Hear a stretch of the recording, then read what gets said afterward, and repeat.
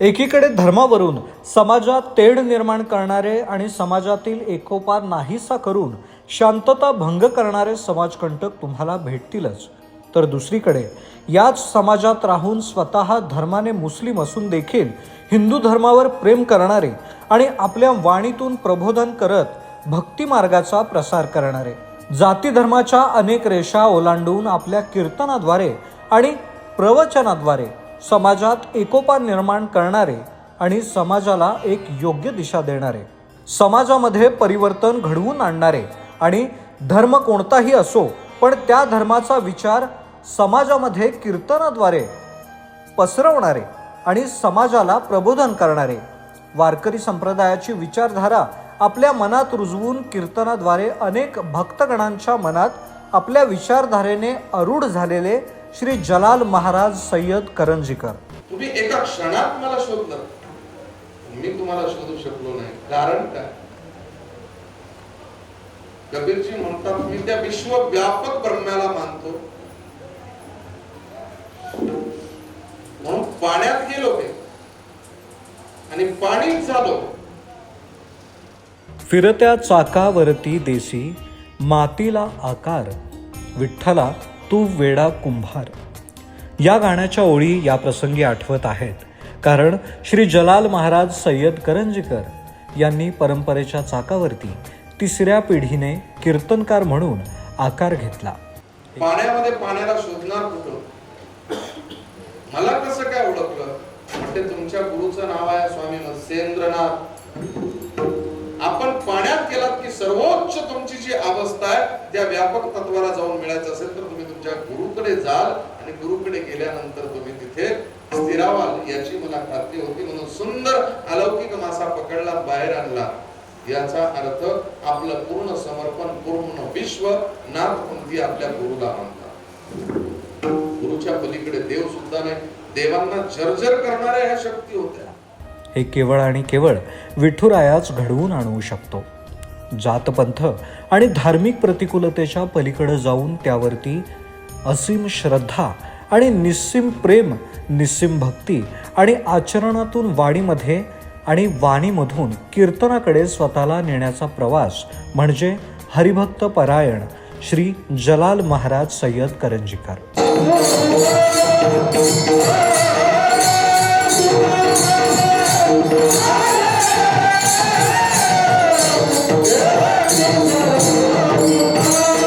जलाल महाराज सय्यद यांनी वारकरी विचारधारा महाराष्ट्राबरोबरच कर्नाटक, तेलंगणा, गुजरात, मध्य प्रदेश या राज्यांपर्यंत आपल्या कीर्तनातून वारकरी संप्रदायाची विचारधारा आणि रामकथाही पोहोचवली आहे. आणि जलाल महाराज सय्यद यांच्या कीर्तनासोबतच त्यांचं गाणंही कल्पनेपलीकडचं आहे. हे तुम्हाला या व्हिडिओमधून दिसेलच. ठिकाण आहे श्री मंजुनाथ दुर्गादेवी मठ, जांबोटी, बेळगाव.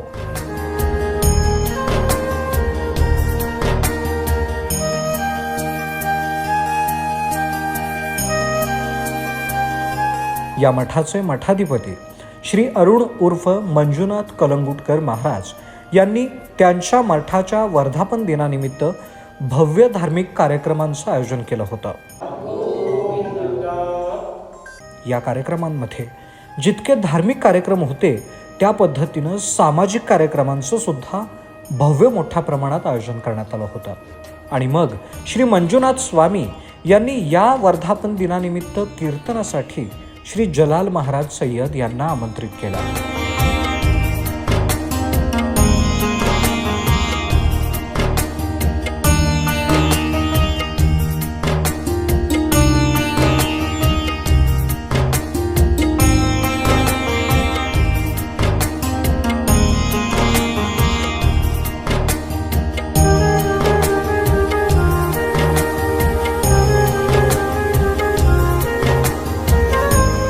वर्धापन दिनाच्या या निमित्ताने श्री मंजुनाथ दुर्गादेवी मठामध्ये श्री जलाल महाराज सय्यद यांनी प्रवचनामधून खरंच असीम श्रद्धा आणि निस्सीम भक्ती काय असते ते दाखवून दिली.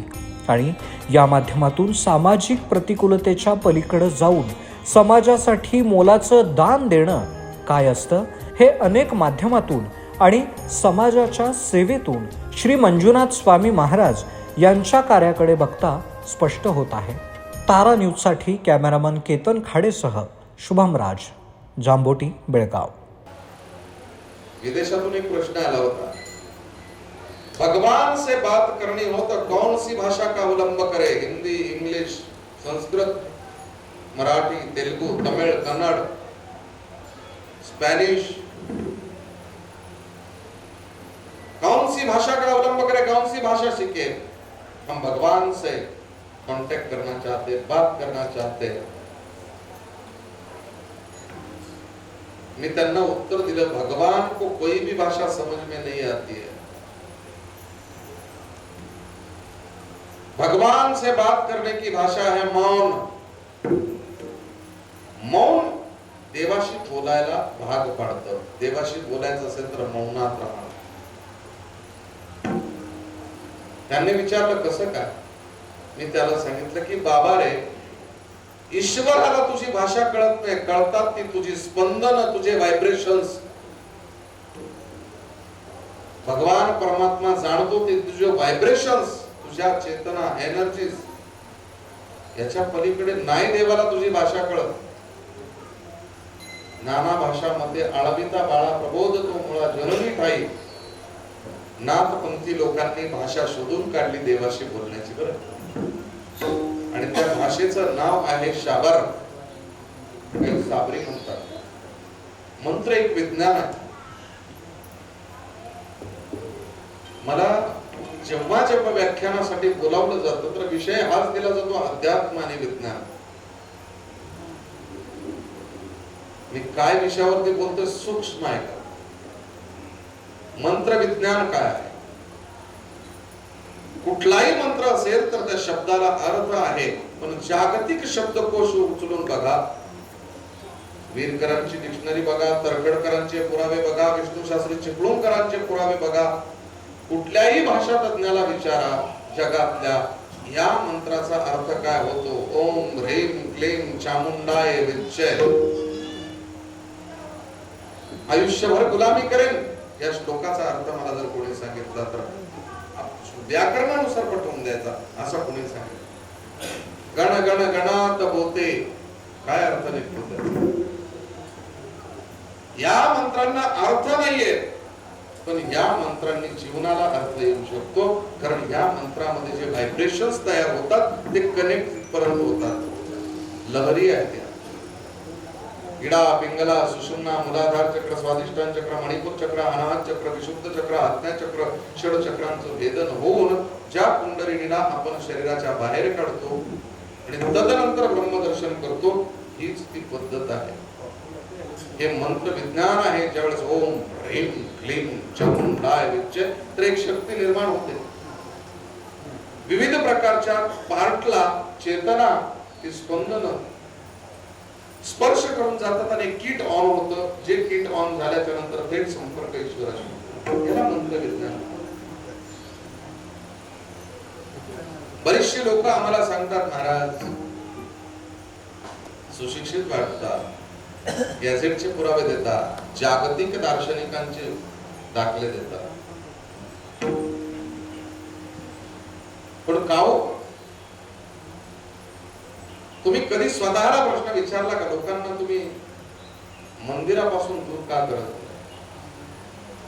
नाही? का मंदिरापासून दूर करायचं? खरं सांगू मी तुम्हाला, मंदिरं हवीत. महाराष्ट्रांनी ज्यावेळेस सगळी मंदिरं दाखवली ना, या थंड वातावरणामध्ये त्या मंदिरात इतकी समाधी लागल्यासारखं झालं होतं. अजून सांगतो मी तुम्हाला, मंदिर म्हणजे काय? मंदिराच्या वरती जो कळस चढवला जातो, कोणी सोन्याचा चांदीचा चढवतात, पण मुख्यत्वे कुठल्या धातूचा चढवला जातो? पंचधातू. बरोबर. पंचधातूचा कळस एखाद्या दुकानामध्ये असला, तो 5 वर्ष असला तरी जसाच्या तसा असतो. तो मंदिराच्या शिखरावर चढवला की तिसऱ्या दिवशी काळा पडतो. कारण काय तुम्ही जाणलंय कधी? वैज्ञानिक कारण आहे.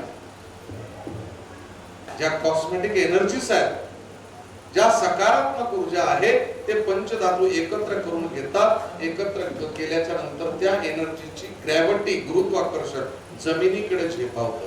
जमिनीकडे झेपावलं की बरोबर जिथे कलश आहे तिथे खाली मंदिर असतं, तिथे भगवान परमात्मा असतो. भगवान परमात्म्याच्या बरोबर 45 डिग्रीच्या कोणामध्ये घंटा असतो. एकदा घंटानाद केला की तिथे प्रकट झालेला घंटानाद त्या घंटामध्येच लोप पावतो. आपोआप माणसाला शांत वाटतं. वरून येणारी जी एनर्जी आहे कॉस्मिक, ती एनर्जी साधकाला शांत करते. म्हणजे दिवसभराचे सर्व कष्ट, सगळ्या वेदना आपोआप शांत होतात. हा मानसिक प्रकार आहे, विज्ञान आहे. पण आम्ही त्याचा बाजार उठवल्यामुळे शक्यतो साधक हा सिद्ध होण्यापासून बाजूला चालला. हीच परंपरा आहे. नाथ संप्रदाय आपल्या गुरुलाच ब्रह्मांड मानतोय, विश्व व्यापक मानतोय आणि विश्व मानतो, हे सर्वांना माहिती आहे. पण त्या काळी शक चालुक्य राष्ट्रकूट गेल्यानंतर एक सत्ता आली. त्या सत्तेचं नाव होतं भिल्लम, सिंघल. ह्या सत्तेचे अधर्यू नंतर झाले राजा रामदेवराय, कृष्णदेवराय. राजा रामदेवरायांच्या काळामध्ये त्या काळच्या व्यवस्थेनं नाथ पंथांनी केवळ कर्मकांड करावं म्हणून हट्ट धरला. गॅझेटचे पुरावे देतो. पुस्तकाचं नाव सुद्धा सांगेल तुम्हाला. 116 संदर्भ ग्रंथ त्या पुस्तकाला आहे. ऑनलाईन मागवू शकता तुम्ही. पुस्तकाचं नाव आहे नाथ संप्रदायाचा इतिहास. लेखकाचं नाव राचीडे. नाथ संप्रदायाला त्यावेळेस खूप सामना करावा लागला समाजाशी, विशिष्ट वर्ग विशेषाशी. नाथ संप्रदायांना आपल्या प्राणाला मुकावं लागलं. ज्या वेळेस ही लोक काही जे आहेत निघाली थेट हिमालयाच्या पलीकडे असणाऱ्या काराकोरम व्हॅलीमध्ये, घाटीमध्ये तिथे जाऊन ती स्थिरावली. ऑलरेडी तिथे नैसर्गिक स्वरूपानं चेतना यायची, गॉड गिफ्टेड एनर्जी. साधना केल्याच्या नंतर 300, 400 वर्ष नाथ जगले. 14व्या शतकात ज्या वेळेस ते खाली उतरले तर तोपर्यंत जवळपास 16 ते 17 पिढ्या मुसलमानी भाषेच्या अतिक्रमणानं आणि आक्रमणानं पूर्णतः बदलल्या होत्या. अल्लाह ह्या शब्दाच्या व्यतिरिक्त परमार्थाची दुसरी जमेची बाजू त्यांच्याकडे नव्हती. नाथपंथी लोक खाली उतरले, आवाज देऊ लागले, अल्लाह निरंजन. अल्लाह का तो कुछ है, तो क्या है पता नहीं. ते विचारायचे ये क्या है, ये चिंता है बेटा. ये क्या है, ये खप्पर है. ये क्या है, इसे शैली कहते हैं. ये क्या है, ये श्रृंगी है. ते म्हणाले श्रृंगी, कंथा. जवळ जाऊन बघितलं, अरे ये तो ऊन है. लोकरीपासून बनवलेली जी कंथा नावाचा प्रकार आहे, नाथांच्या कमरेला पोटाला बांधलेला असायचा, त्याला काय म्हणतात, कंथा. आणि तो लोकरीपासून बनवला जायचा. या लोकरीला अरबी भाषेमध्ये सुफ म्हणतात. आणि इस्लाम धर्मातल्या काही विद्रोही लोकांनी त्यावेळेस इस्लाम मध्ये असणारा जो काही नियम आहे, ज्याला म्हणतात ला इलाहा इल्लल्लाह मुहम्मदुर रसूलुल्लाह, म्हणजे आमच्या प्रेषितांना सांगितलेलं जे तत्व आहे त्या अल्लाहला आम्ही मानतो, त्याच्याशिवाय दुसरा पूजेच्या लायक कोणी नाहीये, असं त्यांचं मत आहे ना. त्यांनी सांगितलं त्याला दुरून बघा, बघायचा प्रयत्न करू नका, फक्त त्याची आराधना करा. पण त्यातला एक तबका, एक वर्ग असा होता की त्यानं चॅलेंज केलं, आम्ही त्याच्याशी सख्य करणार. आदम है नूर खुदा का, पर खुदा से जुदा नहीं है. आदम को खुदा मत समझो, आदम खुदा नहीं है. आदम है नूर खुदा का, पर खुदा से जुदा नहीं. भांडणं केली आणि त्यांनी आपल्या गुरुकडून प्राप्त केला खिरका मुरक्का. तो घुंगडी टाईप होता, तोही लोकरीचा होता. म्हणून फकीराच्या हातामध्ये जो चिमटा, तोच नाथांच्या हातामध्ये. त्यांच्या हातात जे खप्पर आहे तेच खप्पर यांच्या हातामध्ये. यांच्या गळ्यामध्ये शृंगी आहे, त्यांच्या गळ्यामध्ये पोवळं, मानक, मोती वगैरे असतात. जितके